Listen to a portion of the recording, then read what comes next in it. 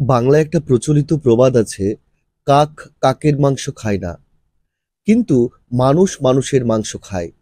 ভয়ানক এই প্রবাদ বাস্তবায়িত হয়েছে এই ২১ শতকে পাকিস্তানের সারগোধায়। একই পরিবারের দুই ভাইয়ের মৃত মানুষের মাংস খাওয়ার ঘটনা কোনো হরর বা লোমহর্ষক কাহিনীর থেকে কম কিছু নয়।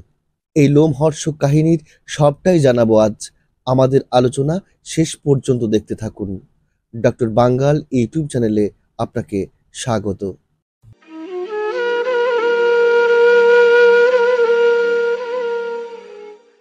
কবর থেকে মৃতদেহ তুলে এনে টুকরো টুকরো করে কেটে রান্না করে খাওয়ার অভিযোগে গ্রেপ্তার করা হয়েছে পাকিস্তানের সারগোধার দুই ভাইকে। অভিযুক্ত দুই ভাই এখনো পাকিস্তানে জেলবন্দি। তবে এটা তাদের প্রথম ঘটনা নয়।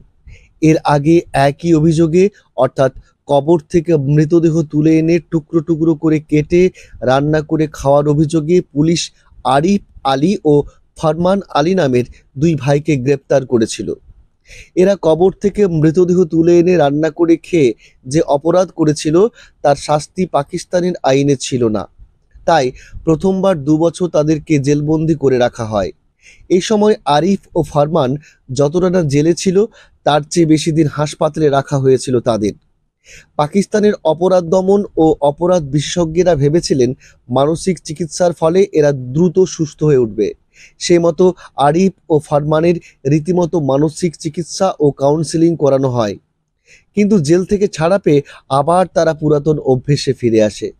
কবর থেকে মৃতদেহ তুলে রান্না করে খেতে আরম্ভ করে। এই অভিযোগে দ্বিতীয়বার পাকিস্তান পুলিশ তাদের গ্রেপ্তার করে।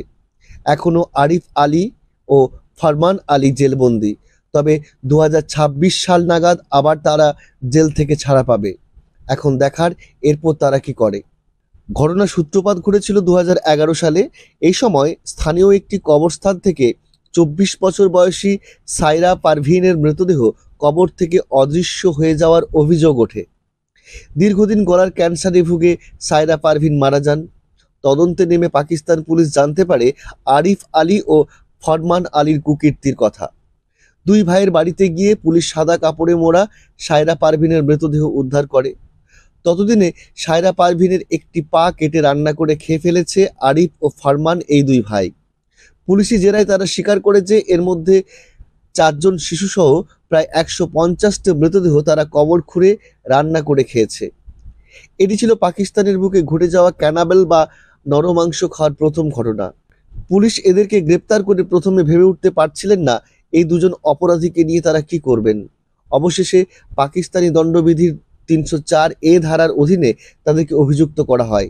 অনিচ্ছাকৃত কেউ খুন করলে এই ধারায় পাকিস্তানে শাস্তি হয়। কিন্তু আরিফ ও ফরমান তো কেউ খুন করেনি। কবর থেকে মৃতদেহ তুলে এনে কেটে রান্না করে মাংস খেয়েছে। ফলে প্রথমবার ২ বছরের জন্য কারাবাসের সাজা হয়।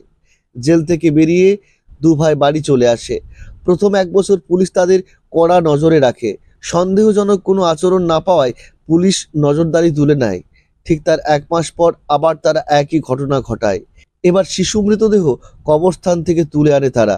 স্থানীয় বাসিন্দারা আবার পুলিশে খবর দেয়। পুলিশ তদন্তে নেমে হাঁড়িতে রান্না করা মৃত শিশুর মাংস ও টেবিলে শিশুর মাথা উদ্ধার করে।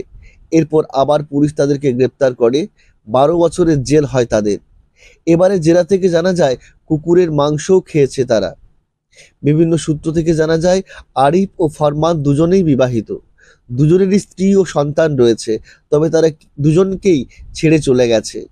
কোনো কোনো মনস্তাত্ত্বিক মনে করেছেন স্ত্রী সন্তানদের ছেড়ে চলে যাওয়ার প্রতিশোধ থেকেই আরিফ ও ফরমান জঘন্যতম এই কাজ করছে। বন্ধুরা, আপনাদের কি মনে হয় কেন আরিফ ও ফরমান এই কাজ করছে? আপনাদের সুচিন্তিত মতামত জানান কমেন্ট সেকশনে এসে। প্রত্যেকে ভালো থাকুন, সুস্থ সুন্দর থাকুন।